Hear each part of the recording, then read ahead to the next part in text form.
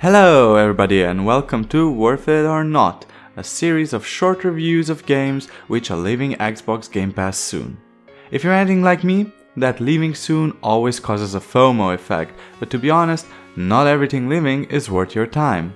So, I decided to play all of them and deal out to you some short reviews which will hopefully help you make a decision whether the games leaving soon are worth it or not.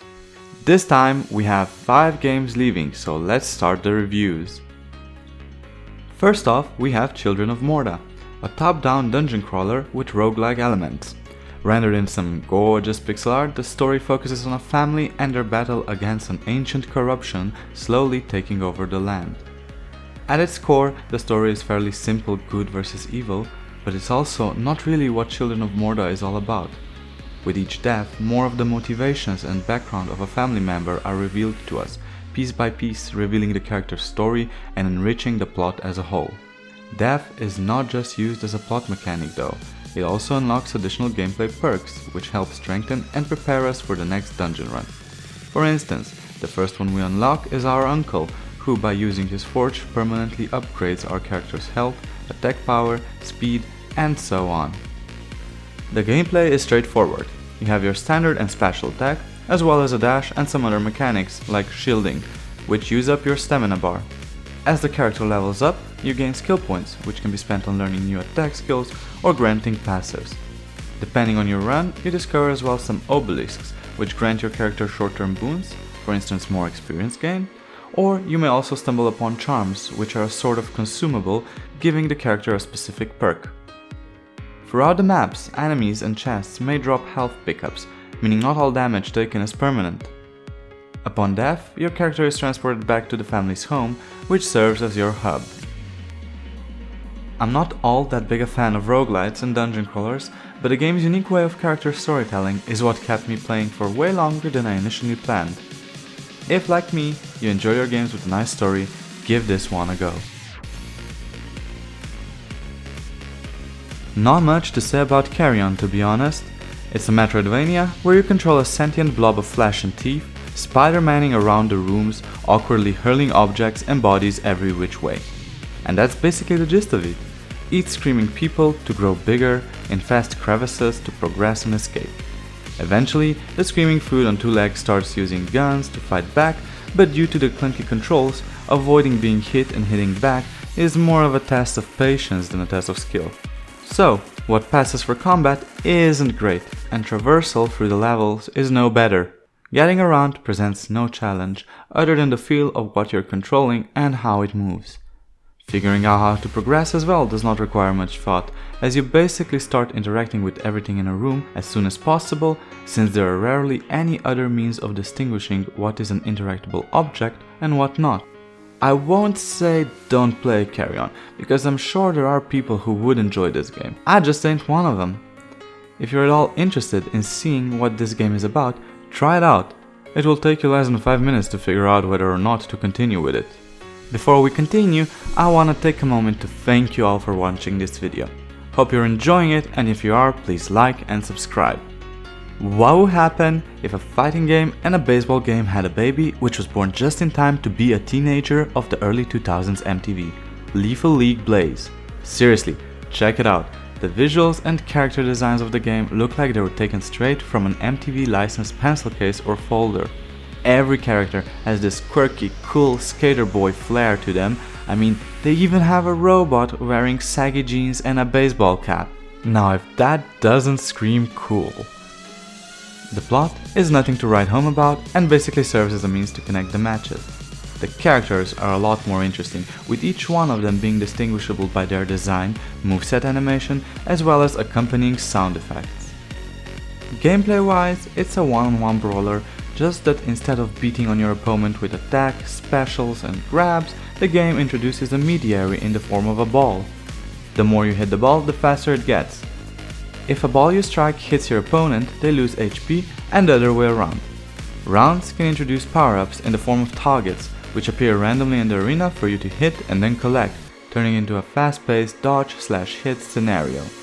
Further down the line, you're introduced to other modes like teams and strikers. The last one is a mode where two teams of two compete against each other by hitting the opposing team's target. As well as playing in story mode, the game offers both couch and online co-op for up to 4 players. Just like in story mode, players can compete in one-on-one, teams or strikers mode. Co-op is also where I found the game to be more enjoyable, as my husband and I would laugh at the screen trying and failing to hit each other. So, my recommendation for this game goes out to the people who are looking for a new game to play with their friends, significant other, or whoever. Its mechanics are easy to pick up, but hard to master, which will end up adding to the fun you have playing it.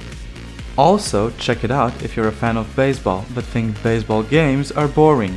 By introducing combat mechanics straight out of the fighting game genre, the matches are made more dynamic and entertaining. And probably have nothing to do with baseball anymore. I wouldn't know, I'm European. I had no idea what to expect when I first launched Atomicrops, but the quirky as hell webtoon aesthetic intro sure did a fun job explaining it to me. You play as a farmer in a post-nuclear explosion landscape, tasked each day with expanding your field, harvesting your crops, and selling them off to buy more gear, which will help you on your further ventures. The game is split into day and night cycles. During the day, you go out into the desert, facing off enemies in order to collect perks and seeds. At night, your crops are under attack by various enemies, and it is your job to protect them. At daybreak, a helicopter takes you to the nearby village, where you spend your earnings on improvements like new weapons, different seeds, and building materials. The game is an amalgamation of various mechanics. It is a roguelite farming simulator where each dev starts a new playthrough. Planting and harvesting is a simple version of your Harvest Moon clone. First you prepare the land, then plant seeds, followed by watering them and then harvesting the crops, which you then sell. But exploration and crop protection are your typical run and gun a la Enter the Gungeon. True to the game's intro, the enemies are a colorful bunch: crazy rabbits with guns, giant snapping slugs, aliens, witches, and so on. Where I was slightly disappointed was in the enemy variation while you're out exploring. There, enemies quickly become color-swapped versions of previous ones to more or less indicate a bigger HP bar. And approximately every 3 nights or so, I was hit with a boss battle, usually a larger version of an enemy, but surrounded by a horde of other basic enemies, which with all the bullet hell on screen really drove home the familiar, hectic feel of playing Enter the Gungeon. The interplay of the game's opposing mechanics keeps the game intriguing and fun. I found myself quickly pressing new game upon death, but at the same time I could not get myself to play it for long, which isn't even a bad thing.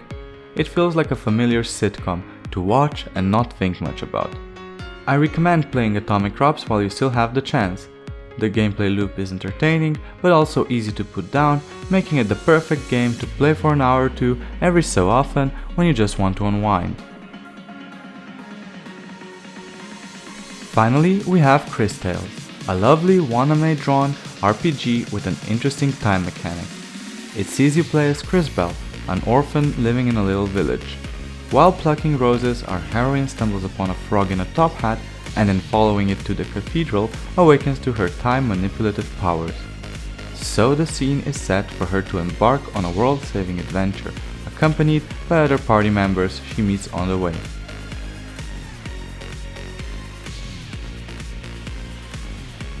Although the characters can easily be described as typical archetypes, there is something about them that I found charming.